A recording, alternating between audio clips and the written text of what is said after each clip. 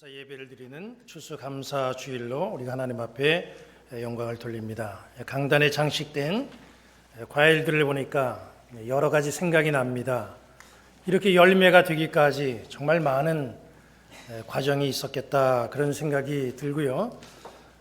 싹이 나는 과정에서 또 꽃이 피는 그런 과정에서 열매가 맺혀져가는 그런 과정 속에서 너무나 잘못된 것들이 많이 있고 또 다 익었다가도 떨어져서 열매로 완성되지 못하는 그런 과일들도 많이 있었을 터인데, 이렇게 아름다운 그 열매로 그렇게 완성이 돼서 하나님의 귀한 성전의 강단에까지 올라왔으니 이게 얼마나 큰 축복입니까?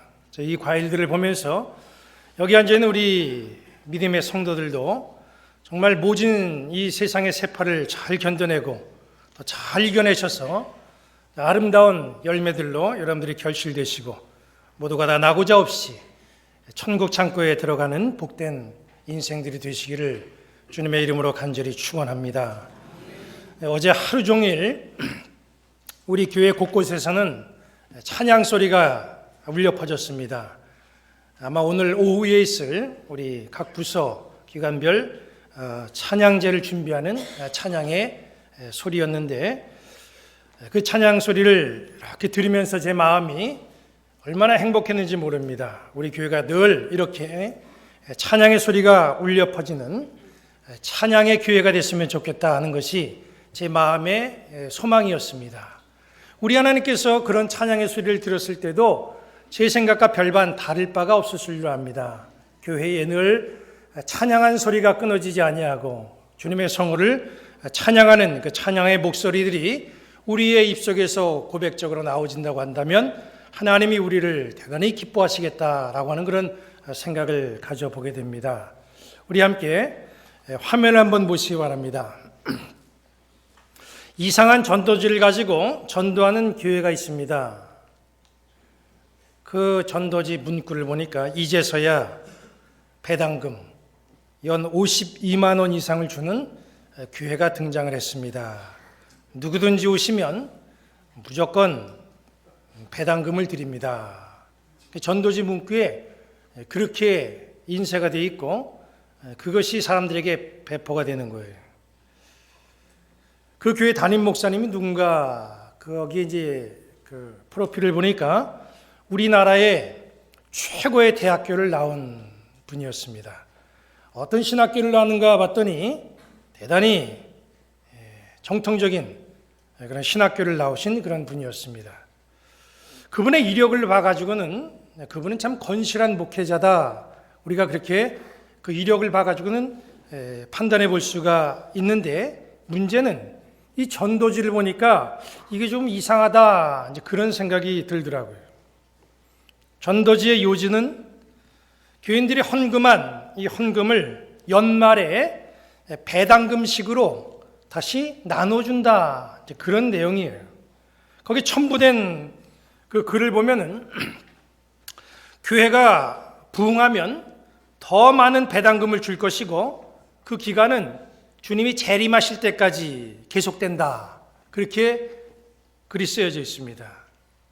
이 별 희한한 교회가 다 있다, 혹시 그 이단 아닌가, 이렇게 대부분의 사람들이 생각하고 여기 앉아있는 여러분들도 그 참 별나다, 뭐 저런 교회가 다 있을까, 이렇게 아마 생각이 들 줄로 압니다.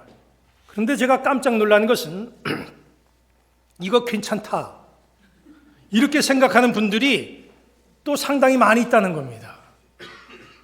교회에 나와서 함께 예배를 드리고 있지만 다 함께 예배하는 우리의 생각, 특별히 우리가 예배 중에 드리는 그런 헌금에 대한 생각이 모두가 다 똑같지 않다는 거예요.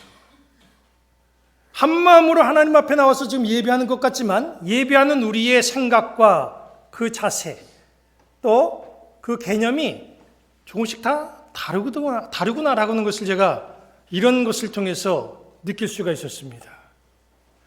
예배에 대한 개념이 다르면 함께 예배를 하고 있지만 그 예배는 각각 다른 예배가 될 수가 있어요. 그렇게 되면 당연히 우리 하나님도 우리의 예배를 통해서 반응을 하시는데 하나님의 반응도 다를 수가 있다는 거예요.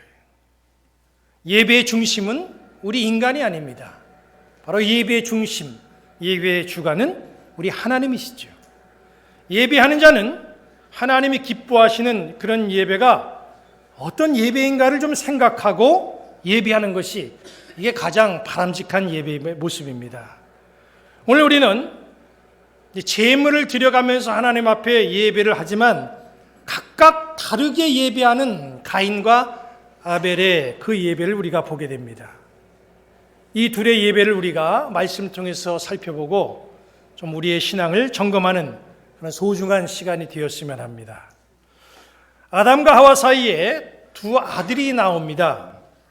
두 아들이 태어나는데 형의 이름은 가인이고 동생의 이름은 아벨입니다. 형 가인은 농사를 짓는 사람이고 동생 아벨은 양을 기르면서 목축하는 사람입니다. 어느 날 가인과 아벨이 하나님 앞에 예배를 합니다. 가인은 수확한 곡식을 하나님 앞에 드리면서 예배하고 아벨은 첫 새끼 양과 그 기름을 하나님 앞에 드리면서 예배합니다. 그런데 하나님이 아벨의 예물은 받으셨는데 가인의 그 예물은 받질 않는 거예요. 그 제물은 받질 않았습니다. 가인이 화가 났어요. 얼굴색이 달라졌습니다. 얼굴색이 달라진 그 가인의 모습을 하나님이 지켜보고 그리고 분을 삭히지 못한 이 가인에게 물어봅니다. 그 물어봄이 6절 7절에 나와 있어요. 여호와께서 가인에게 이르시되 네가 분하여 함은 어찌 됨이며 안색이 변함은 어찌 됨이냐. 네가 선을 행하면 어찌 낯을 들지 못하겠느냐. 선을 행하지 아니하면 죄가 문에 엎드려 있느니라. 죄가 너를 원하나 너는 죄를 다스릴지니라 그랬어요.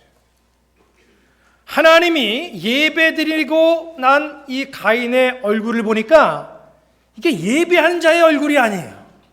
굉장히 화가 나서 분노에 가득 찬 그런 얼굴이었다는 거예요. 얼굴빛이 아주 분노에 가득 차 있습니다. 그래서 하나님이 이 7절 말씀에 그 가인의 모습을 지적하면서 권면하십니다. 너의 올바르지 못한 행위로 인해서 죄가 지금 너의 문 앞에까지 와 있다. 그 죄가 지금 너를 지배하려고 하고 있다. 빨리 너는 죄를 다스려라. 그렇게 하나님께서 말씀을 주시는 거예요. 그런데 가인은 안타깝게도 자기의 마음을 다스리지 못했습니다. 마음을 다스리지 못한 가인의 마음속에 죄가 들어와서 죄가 자리를 잡았어요. 죄의 지배를 당하니까 이 가인이 동생 아벨을 들로 데리고 나가서 돌로 쳐서 죽이는 살인죄를 저질립니다. 지금 이 문제는 하나님과 가인 사이의 문제입니다. 그런데 왜 하나님 앞에 외면당했다고 가인이 동생을 죽입니까? 죄의 지배를 당하면 바로 이렇게 사람이 달라지는 거예요. 그래서 하나님은 가인에게 경고를 한 겁니다. 죄를 다스려야 된다. 죄를 다스리지 못하면 네 속에서 죄가 역사할 때에 어떤 일이 벌어지는지 너는 짐작도 못한다. 가인에게 그런 경고를 했던 거예요. 우리가 예배를 드린다고 할 때 이 예배를 통해서 우리는 무엇보다도 기쁨을 누려야 됩니다. 왜 기쁨을 누려야 되냐면 이 예배는 구약시대부터 예배를 통해서 죄에서 해방되는 죄를 사해 주시는 하나님의 그 사함의 역사를 우리가 예배를 통해서 경험하기 때문에 그러는 거예요. 예배의 가장 중요한 포인트는 죄 사함입니다. 우리가 세상을 살아가면서 얼마나 죄를 많이 져요. 알게 지은 죄, 모르게 지은 죄, 또 숨기고 있는 죄, 끌어안고 살아가는, 평생을 끌어안고 살아가는 그런 죄도 있습니다. 남편이 알면 안 되고 아내가 알면 안 되고 가족이 알면 안 되는 그런 죄도 사실 끌어안고 살아가는 사람들이 많이 있어요. 그러니까 우리의 인생은 너무나 힘들고 무겁습니다. 무거운 짐을 지고 가는 것 같은 것이 우리의 인생길이에요. 그런데 다행히도 하나님은 그걸 해결할 수 있는 장소를 마련해 주셨어요. 바로 하나님의 성전에서 우리가 나와서 하나님 앞에 예배할 때에 하나님은 우리의 죄를 용서해 주시고 우리는 그 용서함을 받고 가벼운 마음으로, 기뻐하는 마음으로 세상을 향하여 나가는 그런 인생의 모습이 성도의 모습이 되어야 되는 거예요. 이게 교회 안에서 이루어져야 되는 거예요. 성전에서 이루어져야 되는 겁니다. 그런데 여기 보니까 이게 좀 그게 아니에요.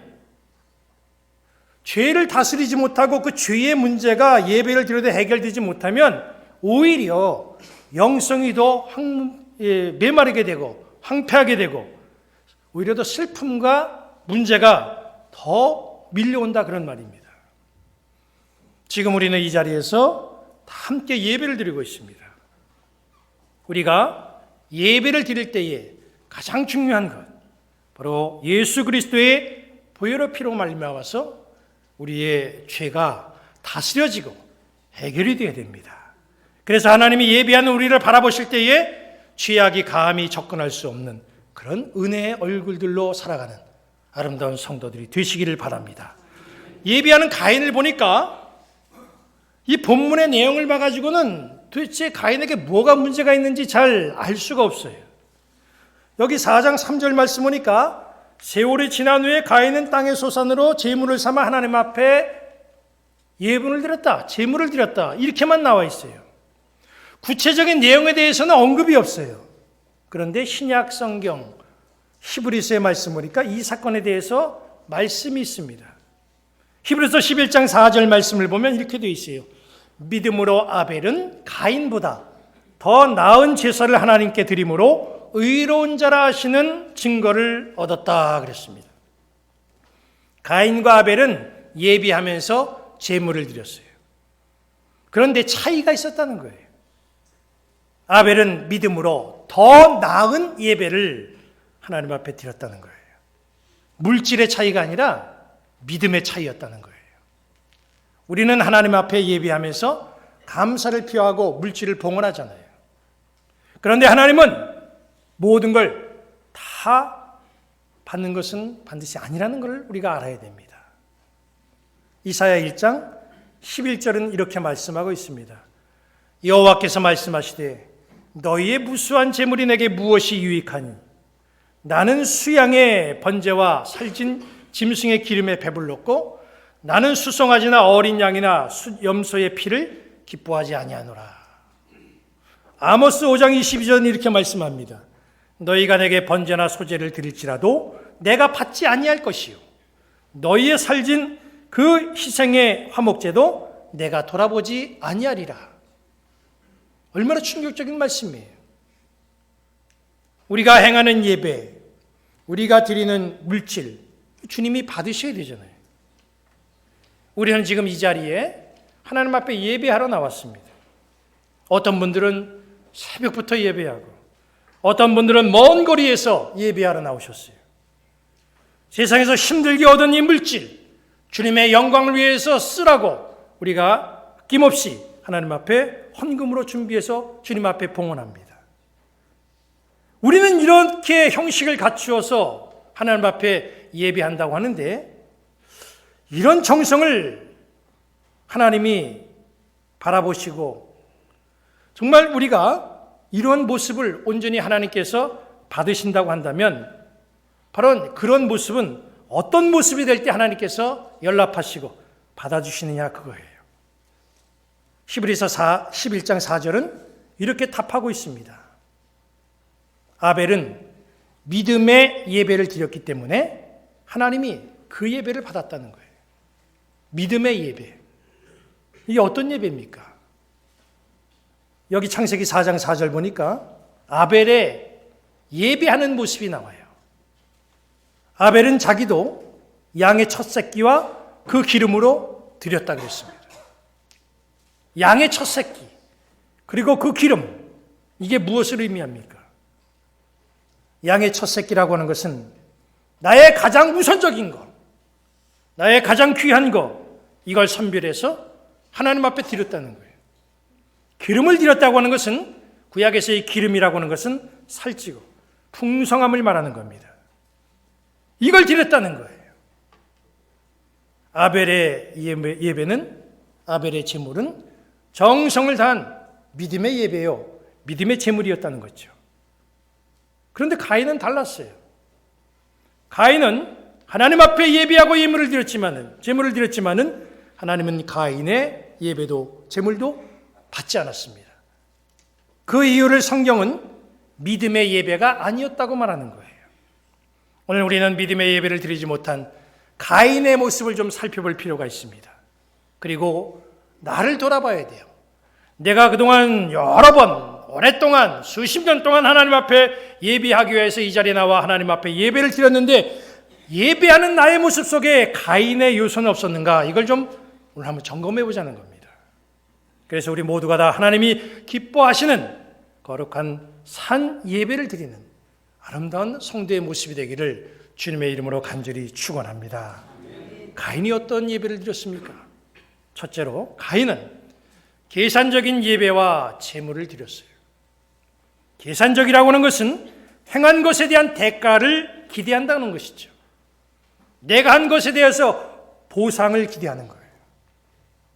가인이 예배한다면 왜 화가 났습니까? 이게 자기 계산대로 안 된 거예요.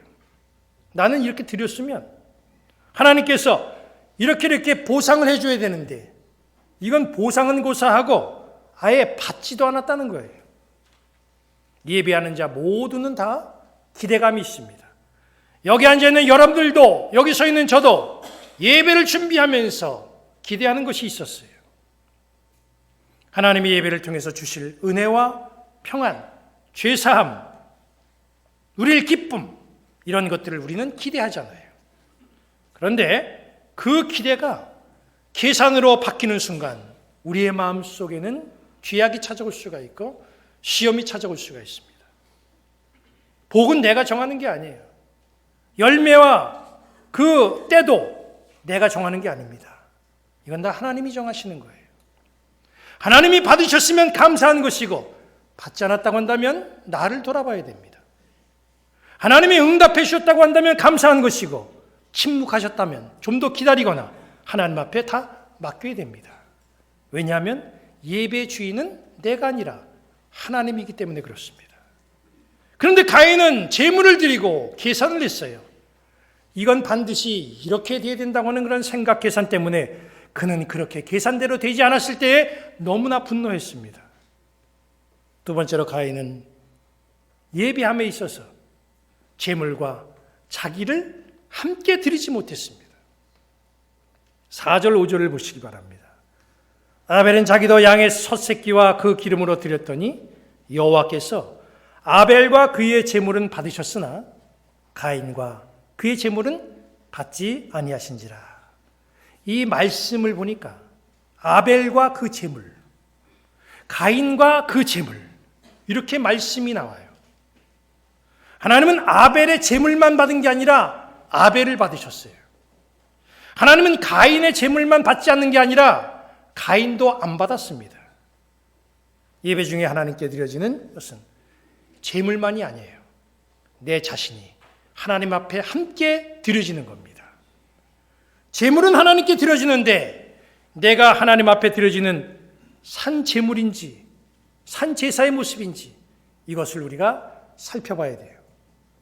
제물은 봉투에 넣어서 정성껏 하나님 앞에 드리는데 예배하는 내가 얼마나 은혜를 사모하며 내 몸을 하나님이 기뻐하시는 산 제물로 준비되어서 드려지는 산 제사인가, 이걸 생각해 봐야 된다는 거예요. 우리는 하나님이 기뻐하시는 거룩한 산 제물이 되어야 됩니다. 지금 예배하는 나의 모습이 하나님이 기뻐하시는 산 제물인가 생각해 보시기 바랍니다. 나는 하나님 앞에 물질을 봉헌했으니까 이제 가만히 있으면 된다가 아닙니다. 물질도 봉헌하지만 내 자신도 하나님 앞에 드려지는 아름다운 모습이 우리 가운데 있게 되기를 바랍니다. 세 번째로 가인은 하나님의 말씀을 무시하고 죄의 지배를 당한 그런 어리석은 예배를 드렸어요. 예배를 통해서 하나님과 교통하고 기쁨을 누려야 될 이 가인이 오히려 예배를 드리고 나서 시험에 들었어요. 예배를 드리고 나서 죄악을 품었어요. 예배 드리고 난 다음에 죄를 저질렀어요. 잘못된 예배는 그 이유가 더 무섭습니다. 잘못된 예배는 오히려 우리에게 화를 불러올 수가 있어요. 예배는 주님과의 만남입니다. 주님과 만나는 내가 가장 우선적으로 생각해야 될 것은 주님의 마음에 들어야 되는 거잖아요. 가인의 예배는 믿음의 예배가 아니었기 때문에 하나님의 마음에 들지 않았습니다. 그래서 올바르게 예배를 드리지 못한 이 가인에게 하나님이 경고의 말씀을 주셨어요. 7절 말씀을 보십시오. 선을 행하지 아니하면 죄가 문에 엎드려 있느니라. 죄가 너를 원하나 너는 죄를 다스릴지니라. 지금 가인의 마음이 예배한 다음에 굉장히 심란했어요. 그래서 나는 나름대로 뭔가 하긴 했는데 하나님이 이 예배를 안 받았거든요. 안 받으신 거거든요. 그 얼마나 마음이 불편했는지 몰라요. 예배하고 제물도 드렸는데 하나님이 자기의 제물을 받지 않으셨기 때문에 정말 화가 나고 이 분노를 삭히지 못하고 있습니다. 이런 가인에게 하나님이 말씀을 주시는 것은 조심하라 이거예요. 죄가 너의 분노하는 모습을 보고 있다. 그래서 지금 네 문 앞에 와 있다 그런 얘기예요. 죄가 지금 분노하는 네 마음속으로 막 들어가려고 한다는 거예요. 그러니까 빨리 마음을 정리하고 추스르고 죄를 다스리라는 거예요. 이 말씀은 하나님이 심각한 가인의 영적 상태를 지적하고 경고하는 말씀입니다. 하나님은 가인에게 그렇게 경고했지만 하나님이 경고하시는데 하나님의 말씀이 이 가인의 마음속에 와 닿질 않았어요. 오히려 더 마음이 분노하게 되었고 속이 더 끓었어요. 말씀을 거부하니까 기다리고 있던 죄가, 바로 그 앞에 기다리고 있던 죄가 그 속으로 들어갑니다. 그리고 죄가 그 속에 들어가서 자리를 잡게 돼요. 그 다음에 나타나는 것은 동생을 들로 끌고 나가서 죽이는 행동으로 죄가 가인을 이끌더라는 거예요. 예배하는 자가 올바른 마음으로 예배하지 않으면 예배를 통해서 죄사함이 오고 기쁨이 오는 게 아니라 오히려 더 죄짐을 지고 나가게 되는 그런 문제가 발생된다는 사실을 알아야 됩니다. 예배가 중요하지만 더 중요한 것은 예배하는 마음입니다. 예배를 통해서 죄사함이 이루어지고 은혜와 기쁨이 넘치려면 예배하는 나의 마음이 감사의 마음으로 확 열려져 있어야 돼요. 감사의 옥토로 우리의 마음밭이 바뀌어져야 됩니다. 감사한 마음으로 예배하면 죄는 우리 문 앞에 얼씬 못합니다. 우리는 또 능히 죄를 다스릴 수가 있어요. 오늘 우리는 추수감사 주일로 하나님 앞에 예배하고 있습니다. 우리가 드리는 이 추수감사 예배가 아벨의 예배가 되기를 원합니다. 오늘뿐만 아니라 매주일 감사하는 마음으로 믿음의 예배를 드리시기를 바랍니다. 그런 예배를 드린다고 한다면 주님은 우리에게 오셔서 우리를 만나주시고 죄 용서해 주시고 은혜도 주십니다. 그런 예배 드리고 기쁨으로 세상을 살아가는 행복한 믿음의 성도들 되시기를 주님의 이름으로 간절히 축원합니다. 기도하겠습니다.